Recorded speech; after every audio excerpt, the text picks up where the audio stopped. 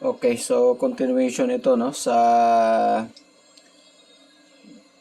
previous video natin na itong motherboard is short circuit, may short circuit or shorted component. So na-trace natin ang shorted is dito sa isang MOSFET na regulator. Ito na MOSFET. So tatlo sila, pare-pareho 'yan. Nagsusupply dito sa CPU. So since hindi natin alam kay saan ang may short dito sa tatlo MOSFETs. These are dual MOSFETs Dual MOSFETs yan, tatlo. So, kahit saan mo i-check kasi dito sa coil, puro short yan. So, hindi natin alam kung saan ang may short dito. So, kaya halos pinull out natin silang tatlo nung na-identify natin na itong MOSFET na to ang may short. So, kaya ngayon, binalik natin. Medyo pahirapan dahil napakaliit ng mga mga legs, no, or mga paa. So ito siya, ito yung short circuit or shorted MOSFET ito. So kung i-test natin this dual MOSFET, no, yan short.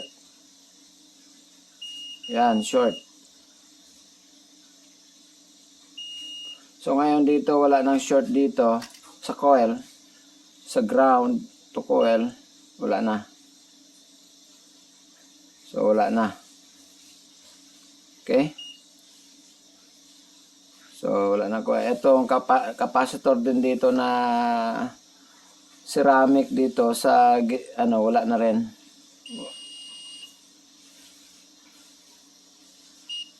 Yan, normal na yan. Okay? So, ibalik natin yung CPU.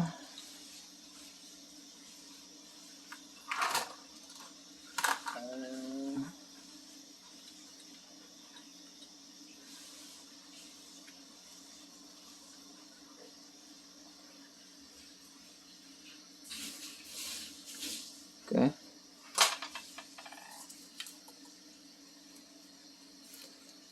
Balik natin yung fan.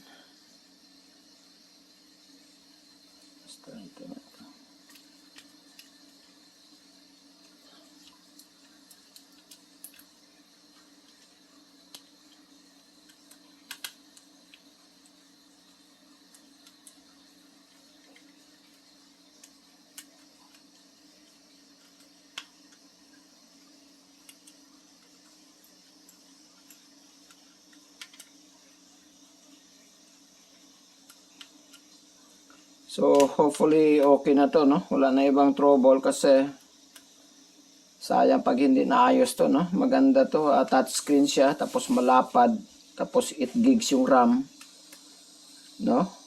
Core i5. So, talagang maganda sana kung maayos natin. So, hopefully maayos natin. At natin yung cooler.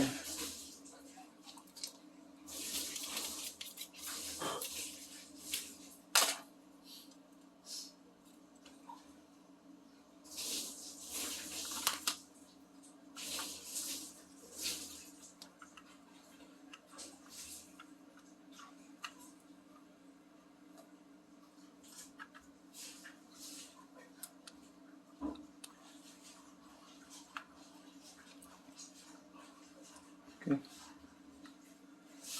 So, moments of truth tayo. Sana gumana. Pag hindi, sorry na lang. Sana yung nito. Sana yung power switch.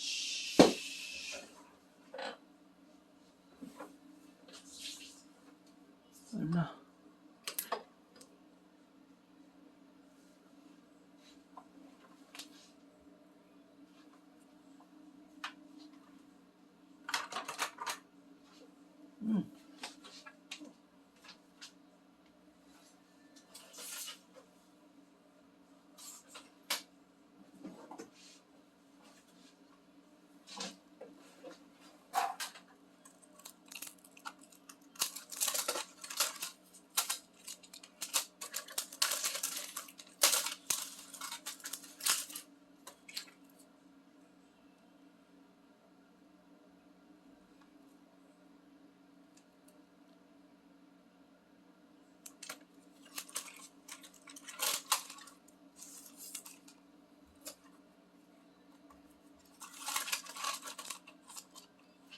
Sana.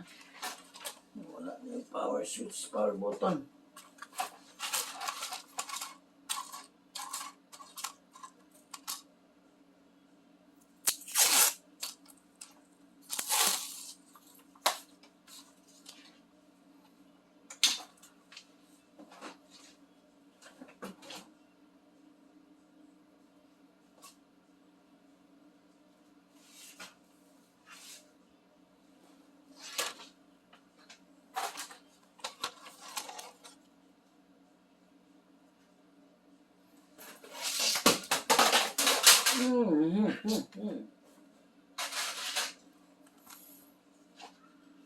Dito yung power button.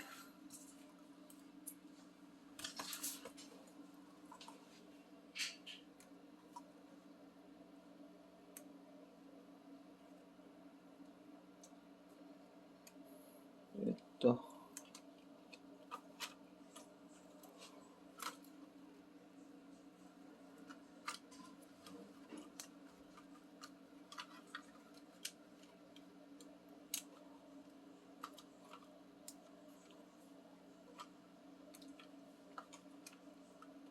Temporary lang muna. Hindi pa sigurado kung okay na to.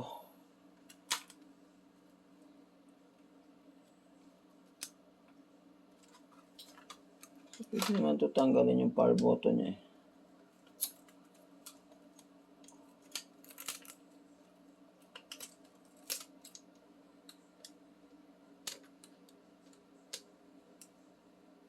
Actually, pwede naman yan dito. I-short lang natin.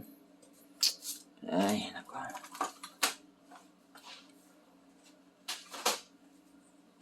Okay, try natin. 19 volts.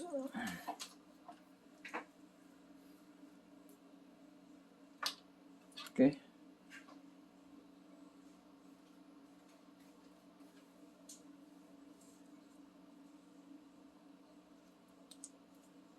Okay.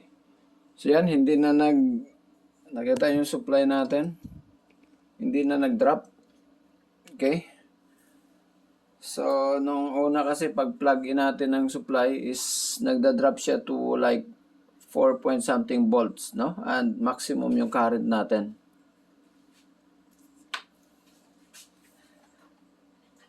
Ano lagi? Umano ko na eh. Okay, so yan, looks normal yung may pumapasok na supply, normal. Okay? So try natin pag nag-ikot yung fan, bingo na sana to, no? Sana. So i-trigger natin yung switch niya. Yung switch niya. Ito.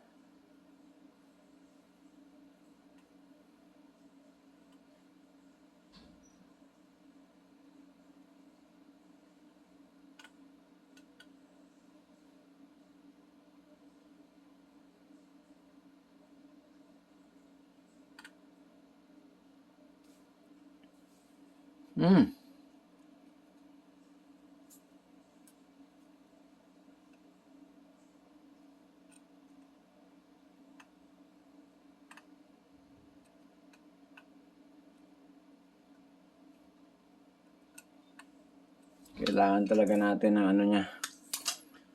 Ikabit yung power button niya. Tanggalin lang natin dito sa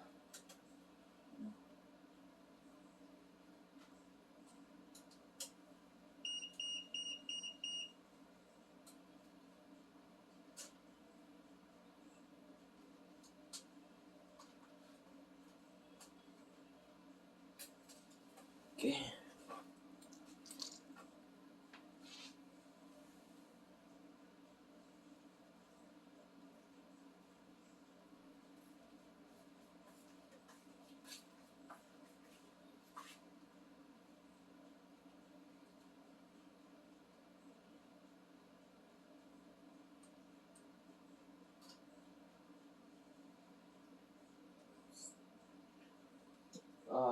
Ano?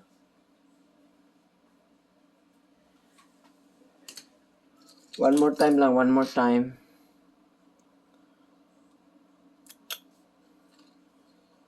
Ba yun?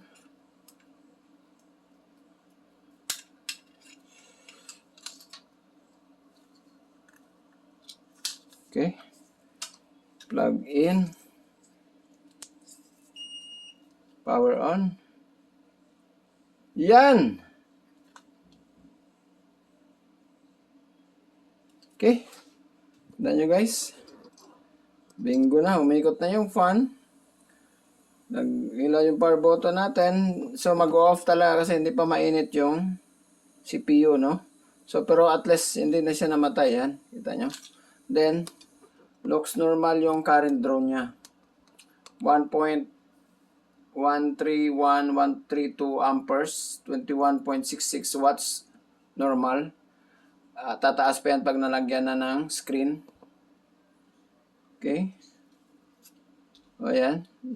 Normal. So yan, nag-iikot na naman yung fan. Ibig sabihin, yan, umiinit yung processor natin, gumagana. Good. So yun lang muna guys, assemble pa natin yan kasi may pupuntahan pa ako. Yun lang muna, bye.